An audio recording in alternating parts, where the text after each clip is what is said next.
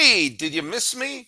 I took a few days off. Do you know why? Because I was triple recording my podcasts last week. There was a lot of stuff to cover, and even some stuff happened after I need to put myself into a meditative trance. But when I removed myself from the meditative trance, who was there with me? Millard Thomas. That's Hey, right. It's time for a crossover.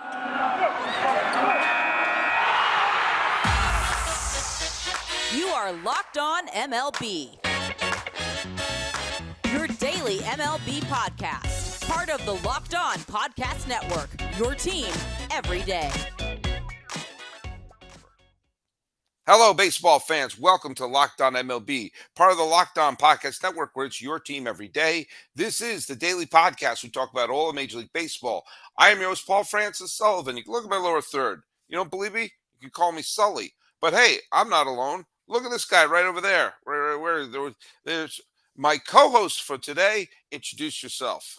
hey, Millard Thomas, host of the Locked On Diamondbacks podcast. You can follow me on Twitter at CreatorThomas24. It says there right there in my lower third. That's my personal account. Or just type in that little search bar, Locked On Diamondbacks, on Twitter, Instagram. You can find me there. And also on YouTube, please. We're trying to hit 300 subscribers by Christmas. So follow Locked On Diamondbacks on YouTube as well. Follow us at Locked On MLB Pods on Twitter and on Instagram. If you want to follow me on Mastodon, good luck. I can't figure it out. If you want to follow me, my personal account, I'm at Sully Baseball on Twitter, Sully Baseball Podcast on Instagram. Follow us on the YouTubes. And also you can follow, type in Sully Baseball if you want to follow my in memoriam videos that I do at the beginning of each year. I used to do them at the All-Star break, but starting with COVID, I do it at the beginning of the year. And there's already some big names are going to be in the upcoming in memoriam video. We've got a couple of Hall of Famers, Gaylord Perry, the Bruce Sutter. We have Maury Wills, who probably could have been put in the Hall of Fame. And then you have Vince Scully. You know, so this it's going to be quite a in memoriam. Probably will not be the one I did for the season that started in 2021, which I decided to pull out all the heartstrings. I start with an image of my dad, who'd also died at that time. But that we had the number of Hall of Famers we lost that year: Tom Seaver, Lou Brock, Bob Gibson, Phil Niekro, Tom Lasorda, Don Sutton. We lost Dick Allen, who should have been in the Hall of Fame. We lost Whitey Ford. We lost Joe Morgan. We lost Henry Aaron. I mean, every one of those is a end of the montage showstopper. And I'm going like, oh my God, I gotta stick Tommy Lasorda in the middle. Good Lord. I mean, it was, I mean, it was just unbelievable. So I don't think we'll ever have a year where we lose that many people at once. But you know what? The Reaper's undefeated, and every once in a while he says, "Hold my beer." Was that 2020 you said, Sully? The one that began the 2021 season. So what I do is, and everyone who died between opening days, are included in that. No. So, everyone who basically died between opening day 2020, opening day 2021. Last year, there were no Hall of Famers died, Oh, wow. which was interesting. I mean, there's some very memorable names like, Ray Fosse and Jerry Remy and Oh, yeah. J.R. Richard Rem Dog. and, Mudcat Grant, a lot of, really great baseball names. We did lose along the way, but anyway. Yeah, I Talking know. about I was going to say, I know we're going to talk Red Sox later, but that broadcast team, I mean, no more Rem Dog. I think Dennis Eckersley just left to the broadcast studio. So even that, like, growing up, Yeah, as a kid is done. yeah, and they lost. They didn't lose. They let go Don Orsillo a few years Yeah, ago. Don Orsillo, too. I Yeah. mean, look at. I mean, it's. That's when we should have known, really, when they let Don Orsillo go. That was the Yeah, start. and you know what? We'll get into this right now, actually, because look at. I have a very I make no bones about it. Some people have accused me of bias. I don't deny that. I have biases. We all have biases. I don't claim to be a Vulcan, but at the same time, I also I try to be objective. If I did grow up a big Boston Red Sox fan, I've never hidden my dislike of the Yankees. But if the Yankees do something right, I'm going to praise them. They did something right last week by bringing back Judge. Oh yeah. That was there was the chatter of, is he going to go to San Francisco? Is he going to go to this? Is he going to go to that? And the fact of the matter is, they did what they had to do. They realized that if you remove that Jenga piece, there's just, the whole thing will come down crash. Everything. And I agree with Stacy Gotsulias of Locked On Yankees that this is not the end of their off season. This is, they had to take care of this, and by taking care of this, and they have Rizzo and they have Judge and everyone back there, so now they can focus on improving the shortstop position, improving their pitching staff, getting a little depth in their staff. And I think that they're going to be there. So I'll praise them and I'll criticize the Red Sox. I have a lot of issues about the Red Sox. Look, the management came in before the 2003 or 2002 season, the new management, and since then the Red Sox fans wanted to see one World Series in their lifetime, and there have been 4. Mm-hmm. And even if you want to take away 2018 for the shenanigans that were happening off field, that's still 3 more than we thought we were going to get in our lifetime. And so, and for that reason, there's so much to love about this management. They've delivered so much. On the other hand, they sometimes don't understand some things about fandom, and what they were developing in 2018, which has now been almost completely destroyed. When they won in 2004, there was a sense of urgency. We have to win right away to just get this monkey off of our back. And there were a lot of mercenaries on that team. There were more homegrown players in 2007, but in 2013, it was almost entirely mercenaries. It was almost entirely people who weren't there the year before and were gone the year after. But that was the Boston Strong year and everything. What made the 2018 year different, besides the cheating, was there were so many homegrown superstars that Red Sox fans were thinking, oh, wait a minute. This could be our answer to Bernie Williams, Derek Jeter, Jorge Posada, and Rivera Pettit, the proverbial core. That here's a core of young players came up through the farm system that will stick around forever. You had a completely homegrown outfield of Bs, the Benintendis, Bradleys, and Betts. Yep. Betts was an MVP superstar. Devers was a developing superstar.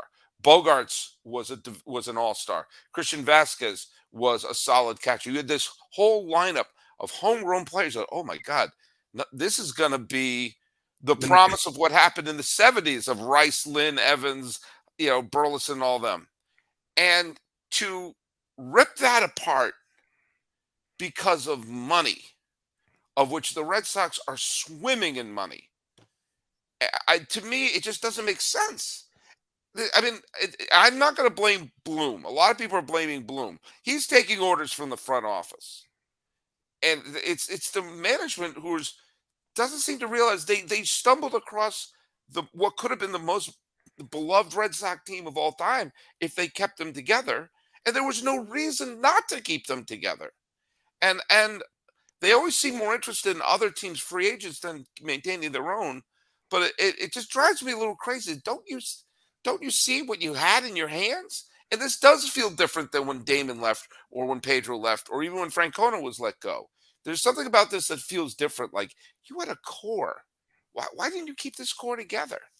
Yeah, and I think it also speaks to the type of players that they're letting go. When you think of the Mookie Betts and you think of the Xander Bogaerts, they're not just great players on the field. They're not just the MVPs like you talk about the Mookie Betts and the multi-time All-Stars like you talk about their Xander Bogaerts. Talk about what they do in the community, how Mookie Betts is such a big advocate for Black players in baseball, how he's a big advocate for other things in the social community, about Xander Bogaerts, how he gives back. And the fact that he let these guys go, like right now, if you're a Red Sox fan, like your spirit is crushed. You lost the trust of this front office. You lost the trust of this ownership group. And it's like, yeah, you got those 4 World Series like you talk about, but I'm a Red Sox fan right now. I'm pulling a Ross from Friends, and I'm taking a break from this team. And I'm okay checking out other baseball teams right now. If I'm a Boston Red Sox fan right now, why not check out the Arizona Diamondbacks with that young outfield that they got and say, hey, let me start something new, because I don't know what to do. It's only going to get worse if you're a Red Sox fan from here, because Rafael Devers is either going to get traded this offseason or he's going to walk in free agency, because we're going to go through the same situation that we just saw with Xander Bogaerts. You got Trevor Story on that fat contract. He's already showed signs of really being a terrible deal. Chris Sale is still owed a lot of money. We still don't know how good the Japanese player is going to be, but according to like the market value, they might have just overpaid. Like, he could be a good player, but that doesn't mean he was worth the contract that he was given. Like, it's only going to get worse from here if you're a Red Sox fan. So I'm like, just jump ship now and come on over to the D-backs. By the way, I want to address something here from Yuri, who is a listener here, who wrote something on the YouTube page. He Okay. said, "I love the podcast." Now, I'll just set this up.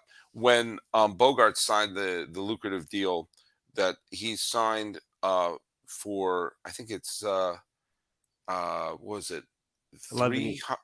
300? Was it 400 years? It was 400 years. Mhm. He got signed for it. He said he's going to be signed there till until the seas rise up and destroy us all. Wow. He'll still be under. It's a It must be- long deal. It's a long Yeah. deal. And in a vacuum, I understand. As I said before, in the free agency area, I'm being a little bit of a hypocrite, because I have said that if you played 10 years with one team, you really can't ask for more than that in the free agency era. And he was part of the 2013 He's World been there Series for a long champs. time. He's been there for a long time. So in one way, I could say, do you know what? You had a decade with him, and 11 years is a long time, Mhm. especially in baseball years. But as I said, if the Padres win one World Series at the front of that contract, the end of the contract, they'll just be chump change. But made a comment saying, how could a small market team like the Red Sox possibly contend with the big spenders like San Diego? I said that. Yuri posted this, a public comment, so I don't feel badly Wow. reading a public comment. Gonna I love the expose Yuri. I love the podcast. Thanks, Yuri. I probably should just stop right there. But calling the Red Sox a small market team is a huge exaggeration, and I'd say even incorrect. He proceeds to explain why it's incorrect, and I will agree with you, Yuri. That was called sarcasm. I was being sarcastic. I was kidding. It was a joke. The Red Sox are one of the wealthiest, not only one of the wealthiest teams, but they also have a gigantic market. They have not just the city of Boston, but the entire region of New England, everything Connecticut north of New Haven, all of Rhode Island, all of Massachusetts, all of Connecticut that isn't on the Metro line to New York, Vermont, New Hampshire, Maine, and also schmucks like me who can't let go and have moved. Like, we're spread around. Should build a wall to keep us out of your state. Because all these Red Sox fans who can't let go. There's a gigantic market, and San Diego is a microscopic market. I was making that was that it's explain the joke Monday is what it is. I was hoping the joke was so absurd that but the reason I'm bringing it up is that I heard that comment, and I said, you're it was a joke. It was a joke. It was a joke. It was a joke. But then I saw a Twitter exchange, and I'm not going to mention this person's name because he did take this, when he was called out, he did take this tweet down. But someone who was in a little Twitter argument with former Locked On Red Sox host Gabrielle Starr was saying, how can the Red Sox compete when they only have 37,000 seats and they won't ever be able to have the revenue to compete with teams that have bigger stadiums? And I realized he wasn't kidding. He was trying to make the argument that the Red Sox are a small market team. First of all, I didn't know it was 1922, not 2022, because we have other revenue other than the gate.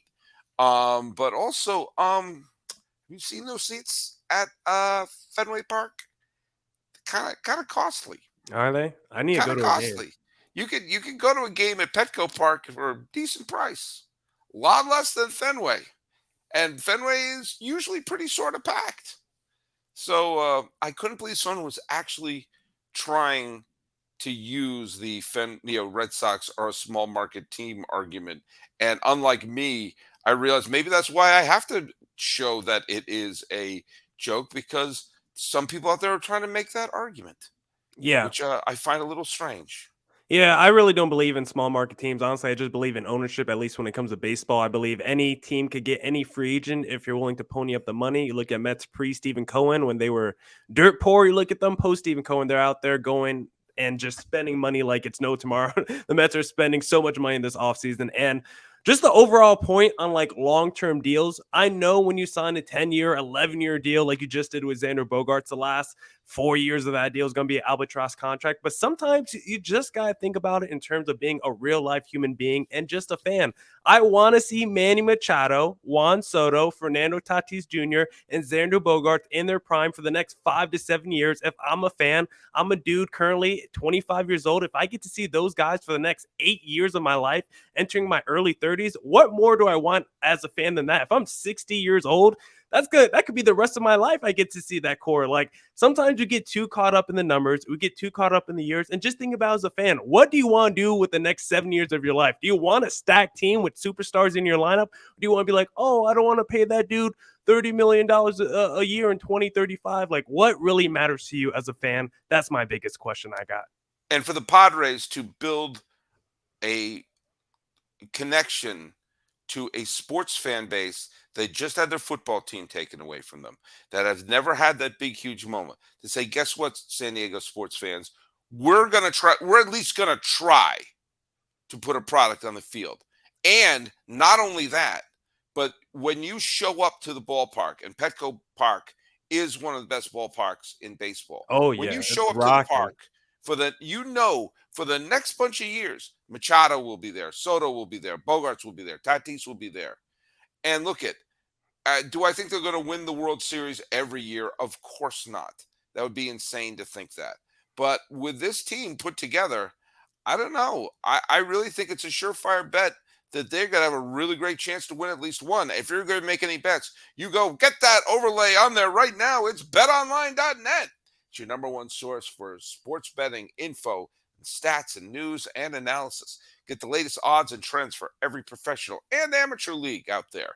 From football to basketball to the World Cup and esports, got it all at betonline.net. And if you love sports podcasts, if you're listening to my voice right now, chances are you do. You can find those at BetOnline as well. They've always got the fastest and easiest way to get your betting fix on. So head to the website today or use your mobile device to learn more. BetOnline. Do you know what it is? Guess what it is? It's where the game starts. We talked about San Diego in the NL West. Mhm. And, lest we forget that they got to within 3 games of the World Series last year.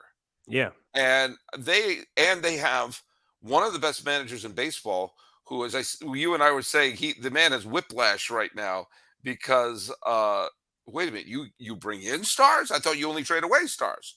I think, there are 2 managers out there who, like Dusty Baker, have done everything but win the big kahuna, and they're Showalter and Bob Melvin. And I think that they're the 2 managers right now that, if they win a World Series, may join Dusty Baker in the inevitable Hall of Fame discussion. I think Melvin, first of all, San Diego is not a bad place to be. Oh, not at all. I've nudged my kids to apply to UC San Diego. That gives me an excuse to go to a few Padres games.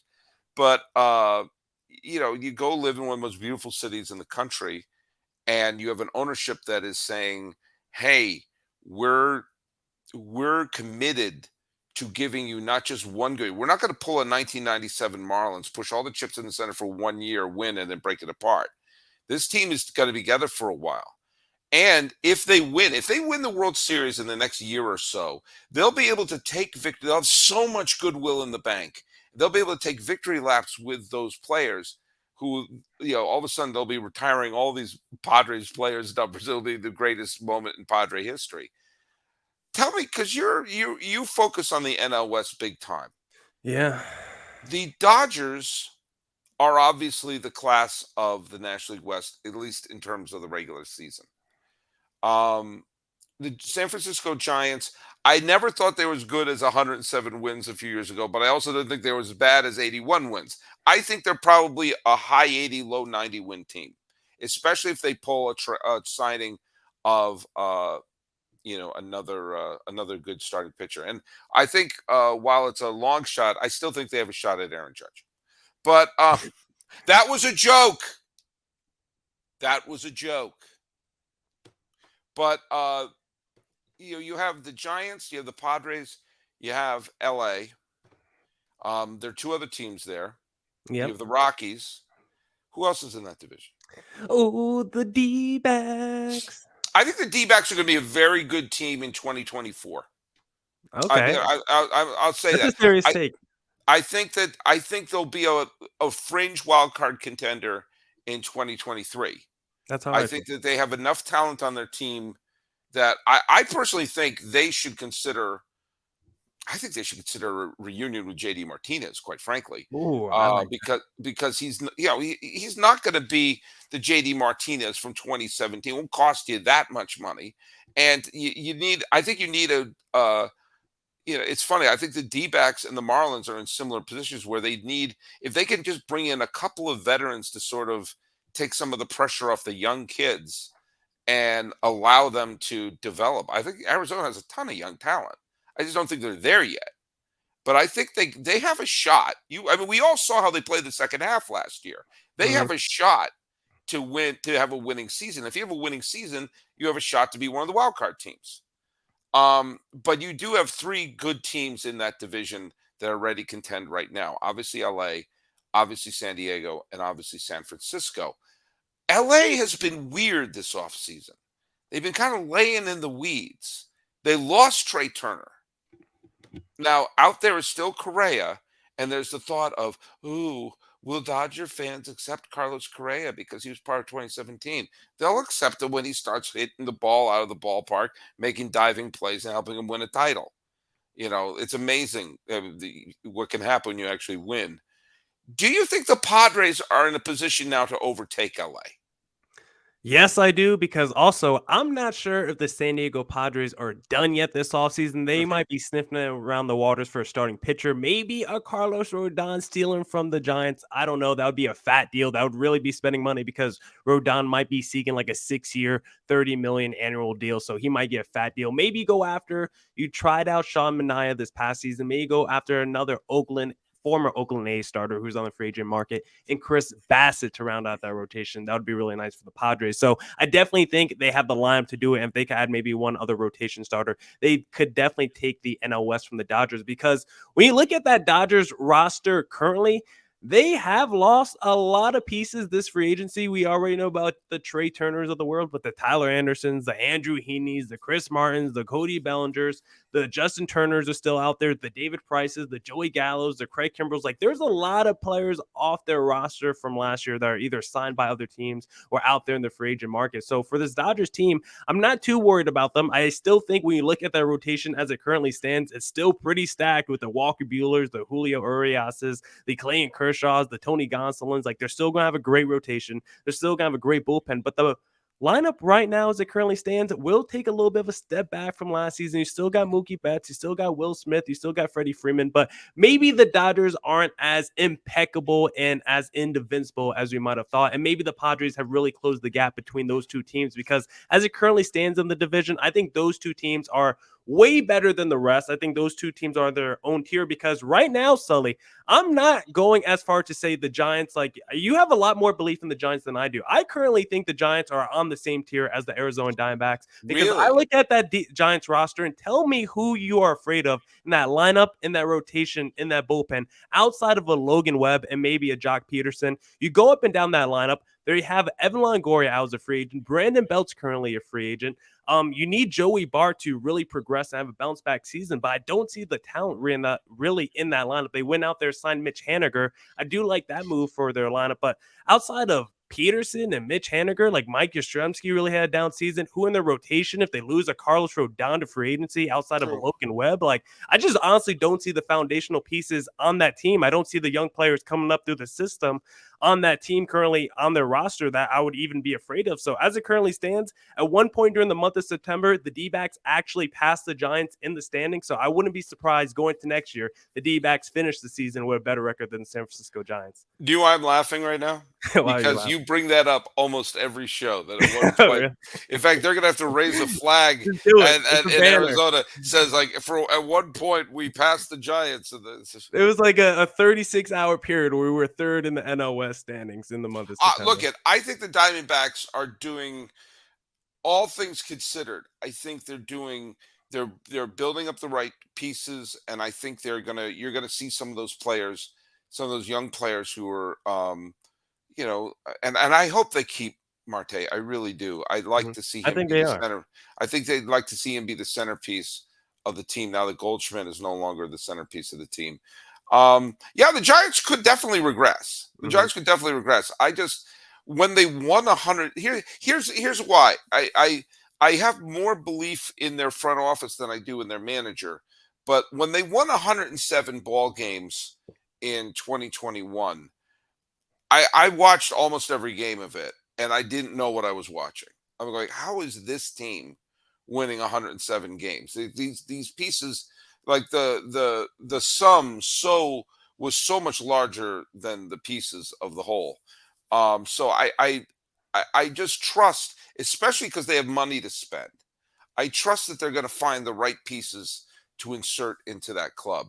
The Dodgers are so strange because they had statistically their best regular season in their history this year, at least in terms of winning. And when this run for the Dodgers ends, and all runs end, okay, I'm not saying they're going to become a last place team, but this particular, even the great Yankee run recently came to an end, and there was a few years where they couldn't make the playoffs, and then they retooled. But this run with Los Angeles will eventually end. It probably will end with the retiring of Kershaw, who's been there since they went to the '08 NLCS. I think you're going to look back at 2019 and this last year as the 2 years that got away. Mm. When they lost that game 5 to the Nationals, when they had a lead in the 8th inning, and Will Smith hit that ball into the gap in the 9th inning with a runner on first that Soto ran down. If Soto doesn't run that down, that hits the gap. The runner comes in to score. No one remembers the Washington Nationals, and the Dodgers probably absolutely demolish the Cardinals and probably win the World Series. This year, if that goose doesn't land on the field in Game 2 of the division series against San Diego, because they won the first game handily. If they had beaten San Diego, I think they would have beaten the tar out of the Phillies, and I think they would have beaten the snot out of the Astros. Wow. Tar and snot. But I think when this run is over, it's kind of like when you look back at the great Braves run, and they did win the World Series in '95. But there were a couple of teams along the way that were a lot better than the '95 team. The '93 team was incredible. The '98 team was incredible. And I think you could look back at those years, and those are the years they probably should have won. And the La Russa Cardinal years, their two worst playoff teams were the ones that won the World Series. So I think this run, it'll be frustrating if they only win one World Series, especially a year when they couldn't even play at home. The 1 year they win, they're not even allowed to play in Dodger Stadium, which is one reason why I think this franchise really wants to win another one. But they may not. I think this last year, everything was lined up. Everything that's opened up like a giant oyster for the Dodgers. That the Padres eliminated the Mets. They didn't have to face New York. They wouldn't have to face Atlanta. Everything had been opened up to them, and they still wet the bed. The thing that makes they're a strange sleeping giant right now because they have a lot of money to spend, the huge market, and a real desire to win another title, and they haven't made the big splash yet, which makes me wonder, are they waiting for a Dansby Swanson or something? And by the way, I'm not counting a minor league signing of Jason Hayward as a major signing. I don't get their off season right now. I really don't. Yeah, and another ring would bring some validation because people like me do not really like that 2020 Mickey Mouse ring too much for the LA Dodgers. More specifically for Clayton Kershaw because he was so terrible throughout his entire playoff career. And then all of a sudden, you take the fans out the stadium and Superman's all of a sudden on the mound for Clayton Kershaw. So I really don't like that ring too much for him. But for this Dodgers offseason, it's been, I mean, it's just been a lot of rumors and reports, but we actually haven't seen them commit to anything. And maybe they're just very picky about who they want. They're just very picky and choosy. Like they went out there, they got the Freddie Freemans of the world. They traded for Mookie Betts, but guys like Trey Turner, guys like Manny Machado, they didn't want to commit to those 10, 11-year deals for those type of players. So maybe they're more picky and they really pick and choose who they want to go after in those kind of scenarios. And for this Dodgers squad, like eventually all runs come to an end. I look at that 2020 postseason run where you get to the championship series against a wild card Braves team, and maybe that's the one where you get the rematch against the Houston Astros, and then this whole thing gets validated. I mean, if the Dodgers ever got back to the World Series the last couple of years, they would have had a rematch against the Houston Astros, which would have been kind of fun for them. But this Dodgers team, I'm never going to be worried about them because they do such a good job of like internal development from their minor league system. Like they know how to develop prospects, which not a lot of these big market teams know how to do. Like when you look at the New York Yankees, we're still waiting for all these young players that they have to actually materialize and become like the next Derek Jeter, as they always like to say. But for the Dodgers players, they actually know how to develop these young guys like Will Smith and turn them into stars, or they know how to go out there and scout and pick up players through the trade market like Chris Taylor's that are just hidden gems. So for the Dodgers, I'm never going to be worried about them long term just because they have such a machine going, kind of like the Houston Astros. They just always know how to plug and play these players. Well, one thing that they do know, the Dodgers do know very well, is they know how to protect Hmm. their team. They know how to protect their brand. They know how to protect their home. And if you're looking to protect your home, do what I do. What do you do? I believe you should use Simply Safe. Now, look it's the holiday season, by the way. A lot of stuff is going on here in terms of robberies, people stealing those presents off of your front porch there and everything like that. You need to have a home security system to help protect you. You know what? You need to make your family feel safest, especially over the holidays. This season, give yourself and your family the gift of peace and protection with the #1 rated home security system, Simply Safe. And right now, Simply Safe is offering Locked On MLB and Locked On Diamondbacks listeners 40% off of a new security system. But don't put this off. Did you know that Simply Safe was named the best home security system of 2022 by U.S. News and World Report? It's not. Don't just take my word from it. Take them. Third year in a row. It's unbelievable. And Simply Safe has an emergency 24/7 professional monitoring agents that use fast protect technology exclusively from Simply Safe to capture critical evidence and verify that the threat is real, so you can have higher priority notice from the police response. Simply Safe is a whole home security with advanced sensors for every room, window, and door, HD security cameras inside and out, smarter ways to detect motions that alert you when a threat is real, even hazard sensors to detect fires, floods, and other threats to your home. And with the top rated Simply Safe app, stay in complete control of your system, arm or disarm, unlock for a guest, access your cameras, or adjust the system anytime, anywhere. Don't miss your chance to save big on my favorite and Miller's favorite security system. Get 40% off any new system at simplysafe.com/lockedonmlb today. That's simplysafe.com/lockedonmlb. There's no safe like Simply Safe. Hey, thanks so much for making Locked On MLB your first listen today. For your second listen, well, listen to Millard on Locked On Diamondbacks. But after that, check out Locked On Sports Today. From the games that matter the most to the biggest stories in sports, go beyond the scoreboard and behind the scenes with local experts only Locked On can provide. Locked On Sports Today is available on this app, YouTube, or wherever you get your podcasts. Well, you can see Millard's not on the double screen right now. Here's what happened. I went on a very long, totally unscripted rant that I really liked, but really had nothing to do with the previous show. And there's a bunch of days coming up soon with the holidays that I kind of wanted to post some evergreen stuff. So if you're going to be listening to me on Christmas week, I'm going to post that rant that was originally recorded for this show. So I'm just cutting today's episode a little bit short, but please follow Millard on Locked On Diamondbacks. Find that wherever you get your podcasts, and follow him at Creator Thomas 24 on Twitter. I'm still on Twitter. I'm at Sully Baseball on Twitter, Sully Baseball Podcast on Instagram. Talking about the ever-changing National League West and the strange Red Sox, decisions being made. On behalf of Millard Thomas, I am Paul Francis Sullivan, and this has been Locked On MLB for the 12th day of December 2022. I'm Paul Francis Sullivan. As I said before, please call me Sully.